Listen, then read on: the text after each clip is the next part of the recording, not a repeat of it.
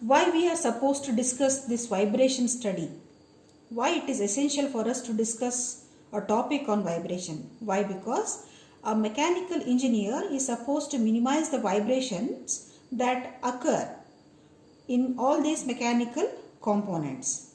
How to minimize the vibrations occurring in these mechanical components? So they can be minimized by designing them suitably. For example, one of the example is given here is structures can be designed for heavy engines.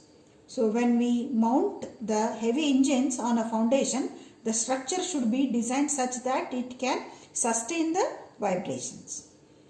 The second one, wear of mechanical parts, gears and bearings. So these parts, wear of mechanical parts and gears and bearings will have to be taken care while designing so that the vibrations can be minimized.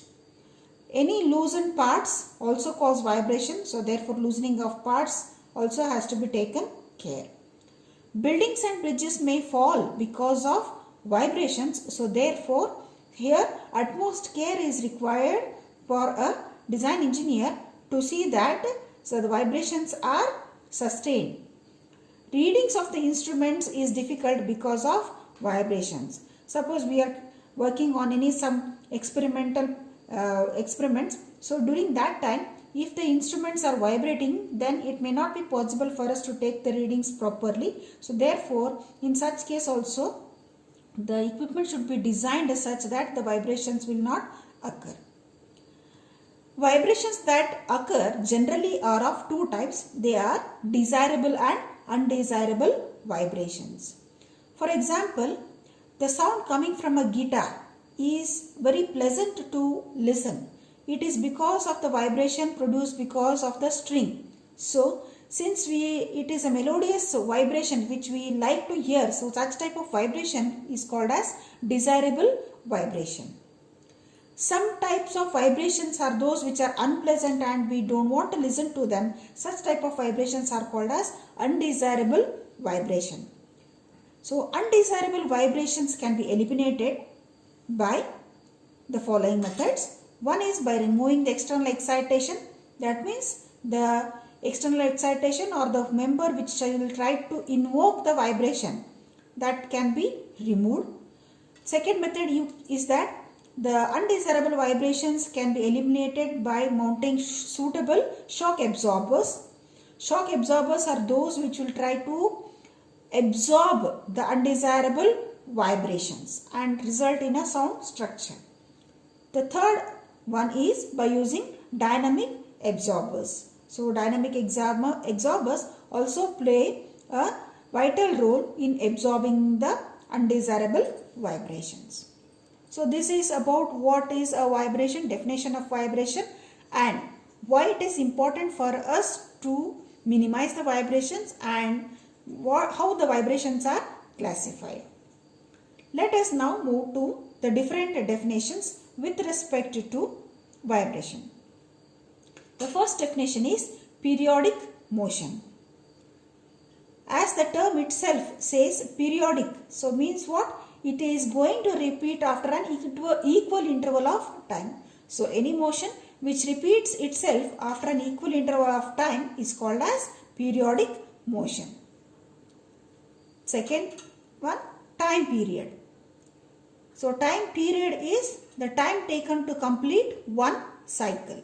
Now if we consider the same pendulum example, simple pendulum example, the pendulum is going to repeat its motion with an angle theta on either side of the mean position. So that is an example of periodic motion.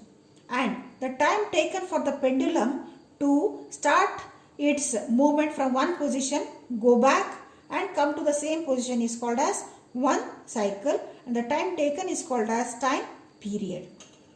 Next, cycle. It is the motion completed during one time period.